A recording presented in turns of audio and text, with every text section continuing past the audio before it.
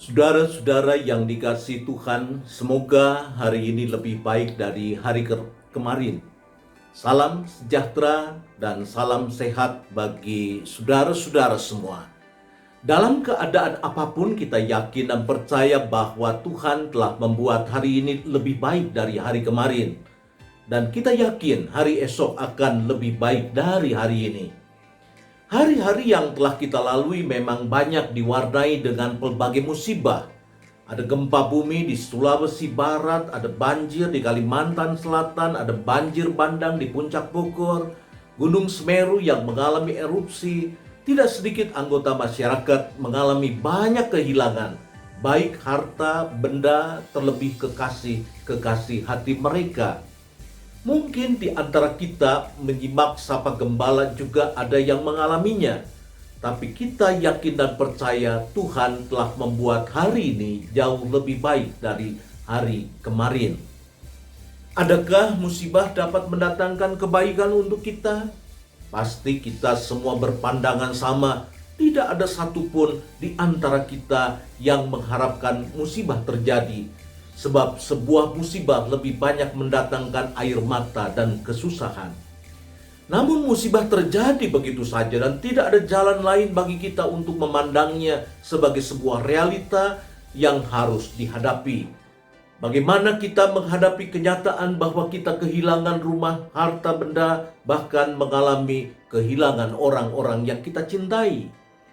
Menghadapi sebuah realita yang tidak bisa diubah dan dihindarkan, kita hanya bisa berserah dan bersandar memohon kekuatan, memohon hikmat dan kearifan agar mampu menapaki kehidupan yang Tuhan beri dari waktu ke waktu.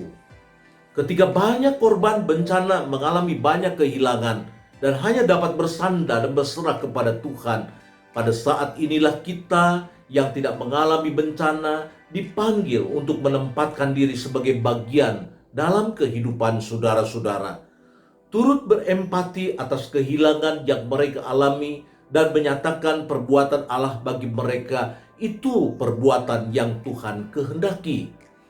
Perbuatan Allah yang akan meringankan beban saudara-saudara kita, perbuatan Allah yang membebat luka-luka kehidupan mereka, dan perbuatan Allah akan membuat saudara-saudara kita tidak merasa sendiri, melainkan sekarang mereka semakin merasakan bahwa mereka memiliki begitu banyak saudara yang mengasihi. Tanda bahwa kita berempati dengan mereka, kita tidak membuat musibah menjadi sebagai bahan lucon hanya untuk membuat tayangan kita menjadi viral. Sebab orang-orang yang terlibat di dalamnya sering setelah mentertawakan lelucon atau musibah yang terjadi dan mereka bersilang kata, mereka tidak berbuat apapun bagi mereka. Tanda bahwa kita memiliki empati adalah ketika kita tidak mengeksploitasi musibah untuk kepentingan politis, menjatuhkan pihak-pihak tertentu dan mencari simpati dari masyarakat terhadap dirinya, dan tidak mengarahkan masyarakat memberi hati bagi para korban bencana. Betapapun kita semua menyadari bahwa dalam sebuah musibah bisa jadi ada bagian-bagian yang disebabkan oleh karena kelalaian masyarakat atau aparat dalam pengelolaan tata ruang dan lahan. Tapi memperdebatkan di tengah bencana dan tidak berbuat sesuatu yang berarti menjadi percakapan yang sungguh menyakitkan.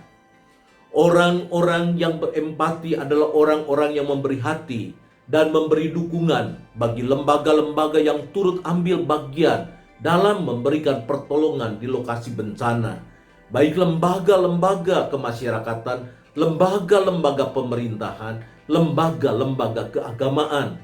Turun ke lapangan menyatakan perbuatan Allah bagi para korban bencana di tengah situasi pandemi COVID-19 bukanlah pekerjaan yang mudah. Mereka yang terjun ke lapangan adalah mereka yang berani mempertaruhkan hidup mereka untuk meringankan beban sesama. Gereja Kristen Indonesia melalui tim Gerakan Kemanusiaan Indonesia menurunkan tim menyatakan cinta kasih Tuhan di tengah bencana gempa Sulawesi Barat, Majene, dan Mamuju. Biarlah cinta kasih jemaat Tuhan boleh dinyatakan melalui saudara-saudara kita.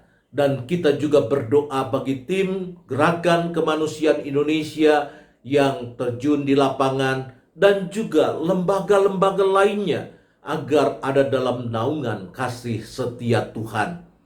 Ingatlah firman Tuhan, bertolong-tolonganlah menanggung bebanmu, demikianlah kamu memenuhi hukum Kristus.